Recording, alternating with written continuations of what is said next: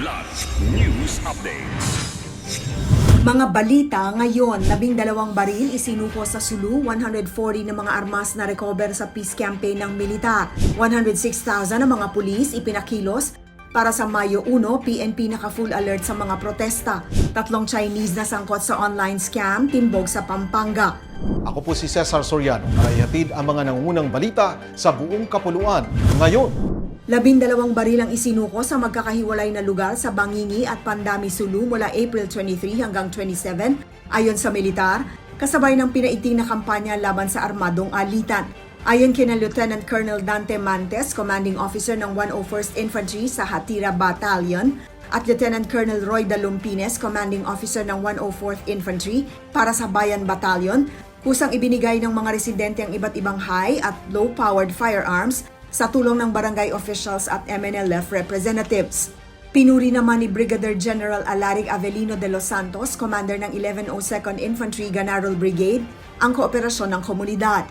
Simula January 2026, umabot na sa 140 na mga armas ang narecover ng 1102nd Brigade.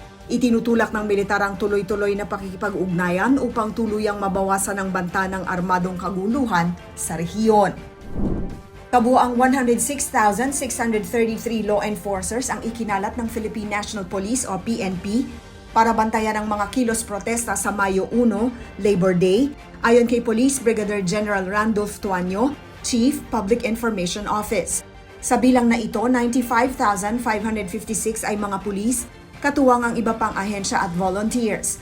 Ipinatupad ang full alert mula ngayong araw, April 30 hanggang May 2. Kaya kanselado ang leave at naka-standby ang lahat ng mga tauhan.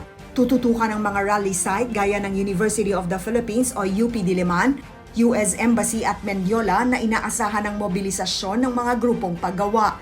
Samantala, dumalo si PNP Chief Police General Jose Melencio Nartates Jr. sa Command Conference para sa kauna-unahang halalan sa Bangsamoro Autonomous Region in Muslim Mindanao o BARM at Barangay at Sangguniang Kabataan, kasama si COMELEC Chairperson George Erwin Garcia at iba pang kinatawa ng mga ahensya upang tiyakin ang maayos at mapayapang eleksyon.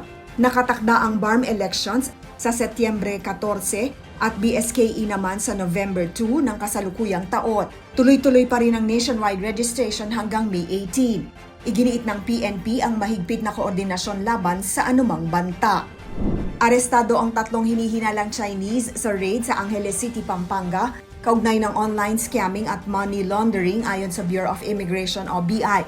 Kinilala ang mga suspect na sina Zhang Zheng, Ren Yi at Zhang Shengjun na naabutan umanong gumagamit ng computer equipment para sa panlilinlang sa dayuhang biktima. Batay sa intelligence ng National Bureau of Investigation o NBI, kabilang sila sa breakaway scam hubs na naglipat ng operasyon sa residential areas upang umiwas sa otoridad.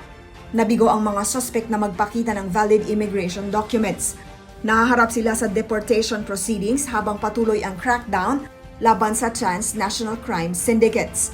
Para sa Kidlat News Channel, ako si Rosalyn Sinchonco, nag-uulat.